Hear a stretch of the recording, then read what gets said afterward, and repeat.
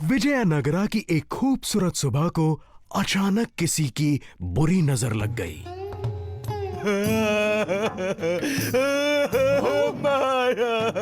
बोलो सेनापति, इतने परेशान क्यों हो? बुरी खबर है। उत्तर से दिल्ली के शहंशाह हमारे राज्य की सीमा में घुस आए हैं, वो भी 20,000 सैनिकों के साथ। जब मेरी फौज में ही दम नहीं तो मैं उनसे क्या मुकाबला करूंगा? मैं अपना राज्य खो दूंगा। ऐसा कुछ नहीं होगा महाराज।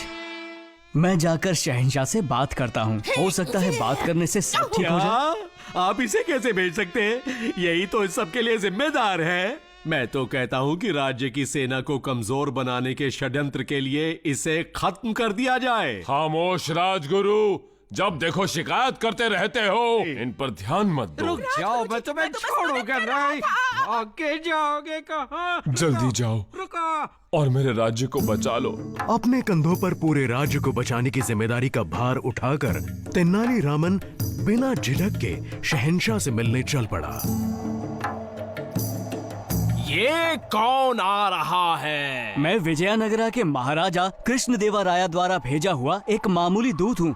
उन्होंने आपके लिए शांति का प्रस्ताव भेजा है। ओ उत्तर के महान शहंशाह। शांति? हाँ, बहुत अच्छे दूत। जितने ना समझ दिखते हो उतने हो नहीं।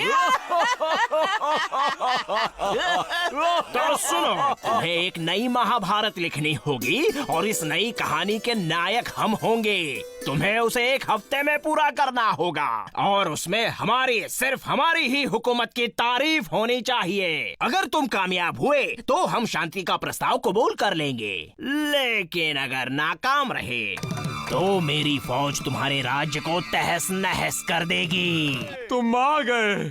मेरे लिए अच्छी खबर लाए हो ना रामन? तेनाली ने कृष्णदेवराया को शहंशाह की शर्त के बारे में बताया, लेकिन उसके बाद वो और निराश हो गए। रामन, ये क्या कर दिया? ये काम नामुमकिन ही। शहंशाह ने मुझे इस काम के लिए पूरे 1 हफ्ते का समय दिया है महाराज। मुझे कोशिश तो करने दीजिए। ठीक है तेनाली, मुझे तुम पर यकीन है। लेकिन याद रहे, इस पूरे राज्य का भविष्य अब सिर्फ तुम्हारे हाथ में है। मैं आपको निराश नहीं करूंगा। उत्तर के शहंशाह ने अपना डेरा डाल रखा था। उनका अहंकार दिन ब दिन बढ़ता जा रहा था।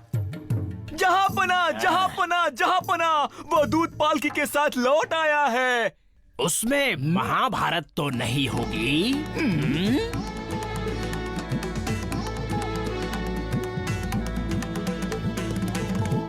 शहंशाह आला, मेहनत मशक्कत करने के बाद मैं उस महान गाथा को लिख पाया। बेशक ये वाली लिखी गई है आप पर। पूछो। मैंने आपको कहानी में एक धर्म राजा बताया है जो सिर्फ न्याय करता है। धर्मराज, क्या बात है। मैंने मलिका यानी आपकी पत्नी को बताया है द्रौपदी।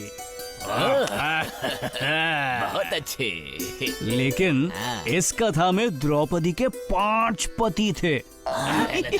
तेनाली की बातें शहंशाह को शूल की तरह चुभी और वो दंग रह गए। बस एक बुत की तरह बैठे रहे और उनके दरबार में हाहाकार